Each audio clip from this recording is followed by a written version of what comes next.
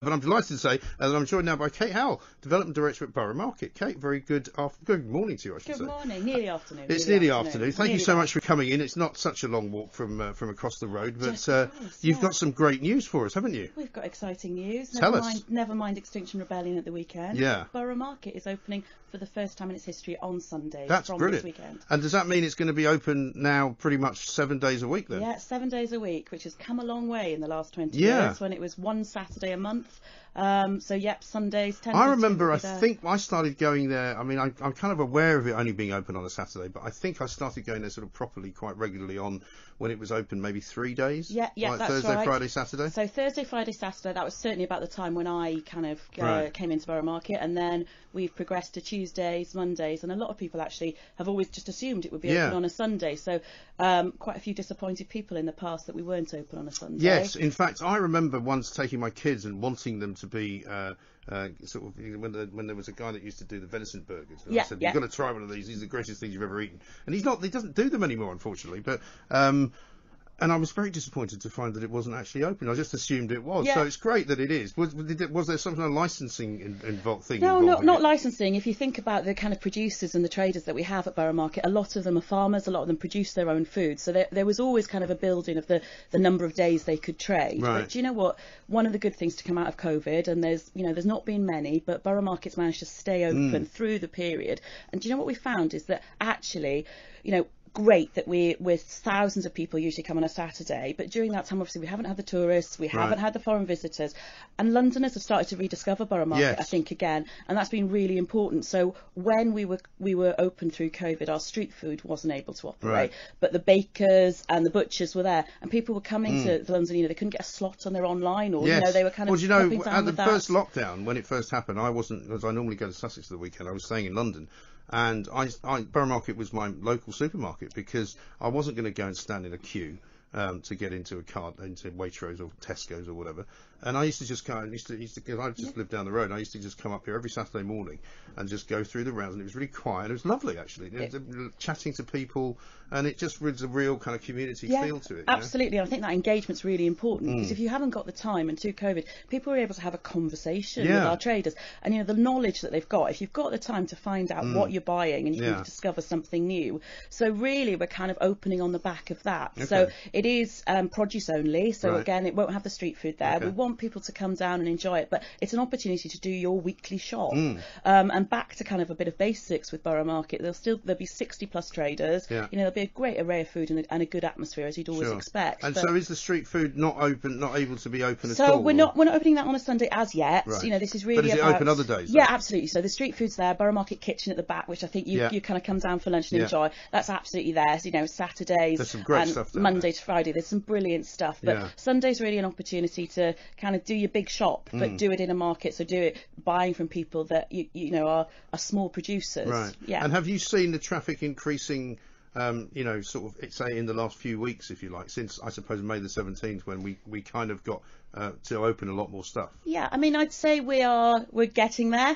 People are coming back. We're quite quiet in the week. Mondays, Tuesdays, it had a big impact on everybody. But actually, sales of bread and meat and fish, they're all kind of staying there, which is why we're kind of opening up this Sunday. So. And the thing about Borough Market, and I know some people will look at it and go, "Oh, that's quite expensive," but an awful lot of the stuff isn't really. Particularly the vegetables. I mean, if you go to the vegetable shops or even the cheese places, you're buying really good stuff, and it's not out of the question expensive, is it? Yeah, I think. Well, I mean, price has always been a thing, but you can buy what you need, which is something you can't do. So, should you want a couple of eggs, you can buy a couple of eggs. It's not packaged up in that way. And actually, what we're talking about sometimes is the true cost of food that isn't hugely mass produced. So, if you've got a baker baking the loaves on site, so we've got great Matt at Bread Ahead. The bakeries on site, people might look at that loaf and go, £3.50 for a loaf of bread, but actually the cost of the ingredients, all of our traders pay their staff London Living Wage. There's really important kind of sustainability factors. So when you're shopping at somewhere like Borough, you're actually making a difference, and you can trust in the food that you've bought. Yes. So and I love some of the things that have happened there. I mean, I've become quite friendly with the guy that runs Turnips. And they turned that into what an amazing. I mean, I think the Michelin star part's gone now, but for a while they had a Michelin star restaurant in the sort of the back end of the shop. and they've got a little champagne bar. I mean, really innovative stuff. Yeah, well, they were. Well, look, people are bringing me food. Oh, now. look This at is what I like. that. This is brilliant. It's like you can't go anywhere with Borough without some cheese great. appearing. Look, here's what we got here. It's We've good got stuff. confit chutney, fig de soleil. Oh, that sounds like fig chutney. I think you've got fig chutney there. You've got some olives from Borough Olives. This is some beautiful looking cheese. Yeah, you've got some Comté from Borough cheese there. That is out of this world. I do love that. And yeah, this looks like, you've got a mackerel pate there from Oak and Smoke. Goodness me, really spoiling me here. Yeah, good. Well, that's it. I'll just start eating this, and you'll have to do the rest of the show. Okay, that's fine. Is that right? I'm good. I'm good. You can talk for another hour and 15 minutes while I chew. I'm Welsh. I can talk for a good while, actually. Yeah. Yeah, absolutely. So you're talking about turnips. I think you're talking about the restaurant there.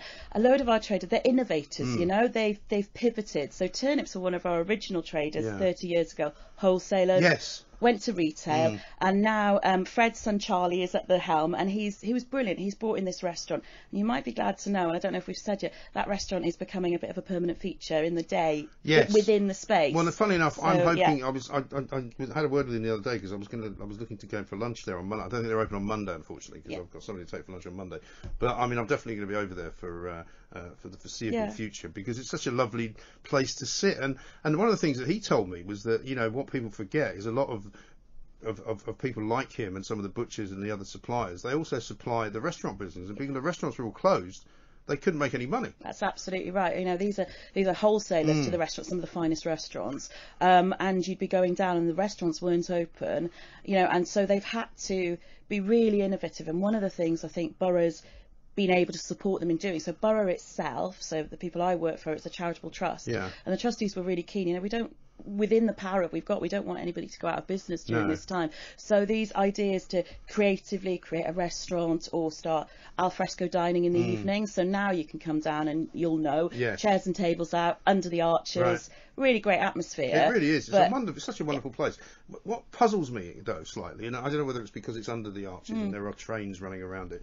You'd wonder whether some horrible developer wouldn't come along and try and buy it to put up a block of flats, you know? I'm sure they'd like to. I'm sure there's quite a few people that would like to I mean, I don't mean to say all developers are horrible. Are you making an offer? Borough Market. No, well, that's one of the joys. It is a charitable trust. So a little bit of history. 1756, there was a threat the market was going to be closed down, and a group of local people bought a patch of land. You can still go and stand on it. It's outside Roast Restaurant, as close as we can get it. And that's been held in charitable trust ever since. So that is one of the unique reasons it hasn't sold out its property, or we don't have some of the huge brands in our. We're really kind of, the trustees work really hard to make it work for small independent businesses. So it's just one of the unique quirks of London. I think London wouldn't be the same without it. And I see Roast are going to start doing sort of courtyard dining as well. Yeah, with burgers and things. I mean, the trouble is, I'm so well informed about Borough Market because I'm on everybody's mailing list. They're always telling me what's happening. So the only thing I guess you're not doing at the moment is those exhibitions that you used to do in the kind of exhibition area. Right? Yeah, that's right. So at the moment we haven't been able to do things like our demonstration kitchens and showcases in person. We've taken a lot of it, like a lot of places, online. So we've got a cookbook club where we have chefs, you know, people teaching people how to cook. We've got programs with schools, but it's all online at the moment. We'll be bringing that back as soon as we can because it's a really important part of what Well, hopefully if July the 19th happens, when it says when they say it's going to happen, then everything goes back to normal anyway. Yeah, fingers crossed. Fingers crossed indeed. But, you know, even if it doesn't, you know, Borough will keep going and keep innovating. So, it's been a really difficult but, you know, exciting period. But quite exciting absolutely. and quite rewarding. Well, I'm looking forward to eating all Good. this. I can't wait to get to the ad break, which I'm going to do now. Kate Howell, thank you so much from Borough Market. Fantastic. If you've never been there, by the way, and if you are visiting London, it's got to be on your list of things to do because it is fabulous. And if you do live here, you should go there anyway because it's great. So much to see, so much to do. Look, I mean, this food is fantastic. I'll take a picture of it and send it out to you all. Kate, thanks very much indeed. Thank you. Lots more to come.